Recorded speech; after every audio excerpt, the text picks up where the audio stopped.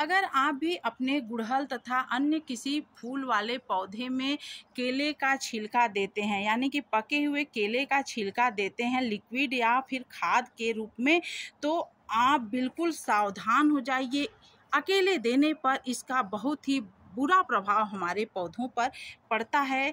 आज के वीडियो में हम आपसे यही बात करेंगे कि इसको अकेले क्यों नहीं देना चाहिए, इसका क्या नुकसान होता है इसको अकेले पर, और इसको देना भी बहुत ज़रूरी होता है क्योंकि इसमें पोटेशियम, आयरन प्रचुर मात्रा में पाया जाता है, जिससे भी अच्छी होती है और उसमें जो है बहुत अच्छी मात्रा में फ्लावरिंग होती है। आप देख सकते हैं यह पूरा पौधा फूल और बड़े बड़े कलियों से भरा हुआ है। यह हाइब्रिड गुड़हल है। इसके फूल की आप साइज़ देख लीजिए कितनी अच्छी है और कितने ज़्यादा हमको पर डे बहुत ढेर मात्रा में इससे भी फूल मिल रहे हैं।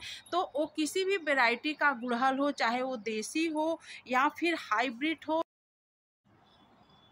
या फिर कनेर हो, आप देख सकते हैं कनेर में भी बहुत ज़्यादा फ्लावरिंग होती है इस चीज़ से। देखिए पूरा पौधा फूलों से भरा हुआ है और अनगिनत कलियां इसमें बनी हुई हैं, गिन पाना मुश्किल है, करीब सैकड़ों की संख्या में, और फूल की साइज भी इस चीज़ से अच्छी होती है। उसके बाद बोगनवेलिया में भी इससे बहुत अच्छे रिजल्ट आते हैं। तो आप किसी भी फूल वाले पौधे में इसको दे सकते हैं, लेकिन अकेले नहीं। तो केले का लिक्विड बनाने के लिए हमको सबसे पहले क्या करना है, केले को छोटे छोटे पीस में काट लेना है। इस तरह से आपको खड़ा केला बिल्कुल नहीं डालना है, तो मैं आपको दिखाने के लिए करी थी। और ये चीज़ें भी आपको हटा देनी है, इससे रिजल्ट अच्छे नहीं आते हैं और ये जो है जल्दी गलता भी नहीं, तो इसे आपको हटा देना है। अब इस छोटे छोटे टुकड़े करके कैंची की सहायता से, तो करीब यह हम 2 पौधों के लिए बना रहे हैं, यानी कि इस गुड़हल के लिए और इस गुड़हल के लिए, दोनों के लिए बना रहे हैं। पार्ट आप देख ही रहे हैं। तो हम लिए हैं 6 केले, 6 केले का छिलका है। अगर आपका पौधा छोटा रहे तो आप 2 केले का छिलका बस डालिए, क्योंकि इसकी मात्रा का भी आपको ध्यान रखना बहुत ही ज़रूरी है। ज़्यादा हो जाने पर नुकसान करता है और अधिक कम हो जाने पर भी उसका रिजल्ट अच्छा नहीं मिलता है। तो हमें चाहिए थोड़ा सा इसमें पानी, करीब 1 लीटर के करीब हमें पानी चाहिए। और ये 6 केले का छिलका है, तो अब हम इसको इस छोटे छोटे पीस में जो किए हैं इस तरह से इसको डाल देंगे। तो हम आपको पूरा प्रोसेस दिखाएंगे कि कैसे हम डालते हैं अपने पौधों में। और कई बार तो बस हम सिर्फ आपको बताए हैं, लेकिन इस बार हम आपको डाल करके दिखाएंगे, क्योंकि ताकि आप भी उसी तरह से प्रयोग करिए। आप अगर इसको अब इस तरह से अगर आप भिगाने के बाद और सिर्फ इसके लिक्विड को आप देते हैं, तो कभी न कभी आपके पौधे को वह निश्चित तौर पे ख़राब कर सकता है, यह आप जान लीजिए। तो अब क्या करना है, इसको हमें जो है भिगा देना है। तकरीबन इसको अब हम कल डालेंगे, यानी कि आज भिगा दिए, सुबह सुबह हम इसको भिगा रहे हैं और अब हम इसको कल सुबह डालेंगे। तो बरसात इसमें बहुत हो रही है और उसके बाद अब हम चलिए फूल की हार्वेस्टिंग कर लेते हैं। कल जब ये फूल जाएगा अच्छे से, तब हम इसके लिक्विड में और क्या मिला करके पौधे में ऐड करेंगे और आपसे ज़रूर वीडियो शेयर करेंगे। तो समय समय पर आपको सब कुछ करना रहता है। तो देखिए सबसे पहले तो हम आपको दिखा दे रहे हैं कि इस फूल की साइज़ कितनी अच्छी है। ये देखिए कितनी बड़ी साइज है इसकी। तो अब हम ले चल रहे हैं अपनी माता रानी का करेंगे श्रृंगार। अगर आपके पास भी यह फूल नहीं है तो आप ज़रूर लगाइए। यह है पंचमुखी गुड़हल और यह है देसी गुड़हल। तो हम सभी गुड़हल को तोड़ लेते हैं, हम पौधे में 2-4 छोड़ देते हैं, बाकी हम तोड़ लेते हैं। तोड़ने से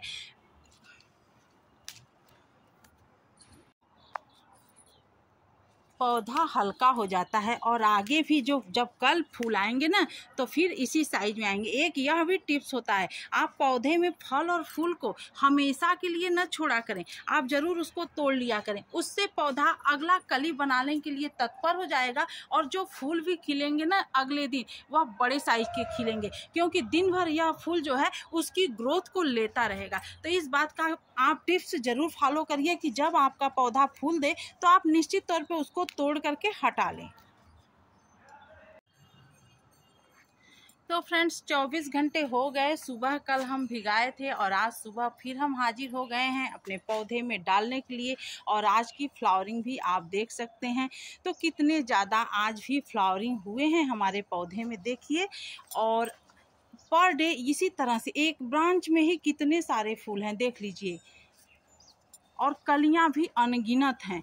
तो अब चलिए हम फिर उसको डाल लेते हैं और डालने का पूरा तरीका आपको दिखाते हैं। ज़रूर आप इसी तरह से डालिएगा, यह इससे बहुत अच्छे रिजल्ट मिलते हैं। लेकिन जो मैं बता रही हूँ कि इसको आप कभी भी अकेले न डालिए। तो इस तरह से देखिए, आप चाहें तो उसको 2-3 दिन भी भिगा सकते हैं, बट मैं ज़्यादा दिन तक नहीं रखती हूँ, इसलिए कि इसमें अगर स्मेल आने लगती है तो फिर मुझे डालने में अच्छा नहीं लगता है। तो अब इस तरह से हम इसको निचोड़ लेंगे और निचोड़ने के बाद जितना हो सके निचोड़ करके हम इसको हटा देंगे और इसको हम किचन वेस्ट में डाल देंगे, जिसका कि कंपोस्ट बनाते हैं। ये भी इसे फेंकना नहीं है आपको। जो खाली गमला है जिसमें आप नया पौधा लगा रहे हो या तो सब्जी वगैरह कुछ लगा रहे हो या खाली गमला है, तो उसमें नीचे एकदम बिल्कुल नीचे दबा दीजिए और उसके साथ आप इसके साथ थोड़ा सा राख जरूर डाल दीजिए। तो उससे क्या होगा ना, फंगस भी नहीं लगेंगे और यह बहुत अच्छा खाद में तब्दील हो जाएगा। तो इस तरह से हम सारे केले को हटा ले रहे हैं। बिल्कुल इसको सब हटा दिए यहाँ से। अब एकदम यह सिर्फ और सिर्फ लिक्विड है और छोटे बहुत जो टुकड़े उकड़े हैं तो उससे कोई दिक्कत नहीं है। जो चीज़ हम इसमें डालेंगे तो वह इसको बहुत ही फ़ायदा करेगा और इसको हम जो तरीका बताए हैं आप वही कर दीजिएगा। उसके बाद अब हम इसमें यह 1 लीटर हमारा लिक्विड तैयार हो गया। अब हम इसमें दूसरी चीज़ क्या डालेंगे जो बहुत ही यूनिक चीज़ है इसके लिए, तो यह है दालचीनी का पाउडर। आप देख सकते हैं इसकी स्मेल इतनी देखिए तेज़ है कि लिए हैं लेकिन फिर भी बहुत ज़्यादा इसकी खुशबू है। इस वजह से इसमें किसी भी प्रकार के कीट पतंगों का अटैक नहीं होगा और न ही किसी भी प्रकार का फंगस आपके पौधे में लगेगा। तो इसे डालना बहुत कंपलसरी है। अगर आपको ये नहीं मिलता है, इसके एवज में आप चाहें अगर ये न डालें तो ऑप्शन में आप लकड़ी की राख भी डाल सकते हैं। तो 1 बड़ा चम्मच हमको डालना है 2 पौधे में। इस तरह से आप अच्छे देखिए घुलता नहीं है अच्छे से, ये ऊपर जो है तैरने लगता है, यही इसकी खासियत होती है। लेकिन जब ये पानी में धीरे धीरे घुलता है, यह बहुत घुलनशील नहीं होता है, लेकिन इसमें एंटीऑक्सीडेंट होते हैं, बहुत अच्छा मिनरल्स होते हैं और रोग प्रतिरोधक क्षमता होती है पौधे की। और साथ ही साथ यह मिट्टी में किसी भी प्रकार के फंगस को नहीं लगने देते हैं, कीटाणुओं को नहीं उत्पन्न होने देते हैं, माइक्रोब्स को भोजन बनाने में मदद मिलती है। तो यह केला के टॉनिक से जो है, केला के टॉनिक में कैल्शियम, पोटेशियम और फास्फोरस प्रचुर मात्रा में हो गया और इसमें जो है एंटीऑक्सीडेंट और मिनरल्स हो गए। जो चाहिए हमारे पौधे को वो सभी चीज़ें इसमें मौजूद हैं। अब इसको डालेंगे हम 2 लीटर पानी में मिला दिए। यह 1 लीटर के करीब लिक्विड था और 2 लीटर सादा पानी, तो यह हमारा 3 लीटर के करीब लिक्विड बन गया। तो आप अब इसको अपने जितने चाहे पौधे में, जैसे आपके पौधे रहें आप उसमें मिला सकते हैं। तो आप देख सकते हैं इसमें और कुछ नहीं है, सिर्फ बस इसका लिक्विड है। यह बहुत ही बेहतरीन टॉनिक है। तो इस माइक्रो न्यूट्रिएंट को हमें जो है 1 लीटर के करीब, 1 से 1.5 लीटर के करीब एक गुड़हल में दे देना है। गुड़हल में और आपके पास जो भी इस तरह से देखिए फ्रेंड्स, इसका पार्ट इतना छोटा है कि दिख पाना मुश्किल है इसकी जड़ को। अब हम अगली बार इसकी छटाई करेंगे तो इसको हटा देंगे, नीचे से सब हटा देंगे ताकि इसमें जगह हो जाए। अब इस समय यह अच्छा खासा फूल दे रहा है तो हम इसको नहीं हटा रहे हैं। आप देख सकते हैं पूरा जड़ में कलियां बनी हुई हैं, तो इस वजह से हम नहीं हटा रहे हैं इसको। अब इसके बाद हम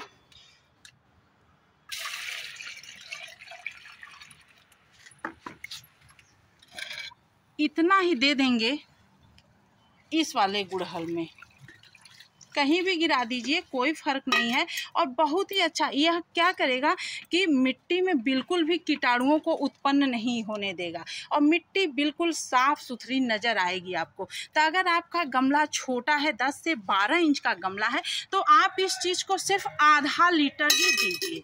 आधा लीटर के माप से ही आपको देना है, उससे ज़्यादा आपको नहीं देना है। हमारा बड़ा है तो हम इसमें इतना दे रहे हैं।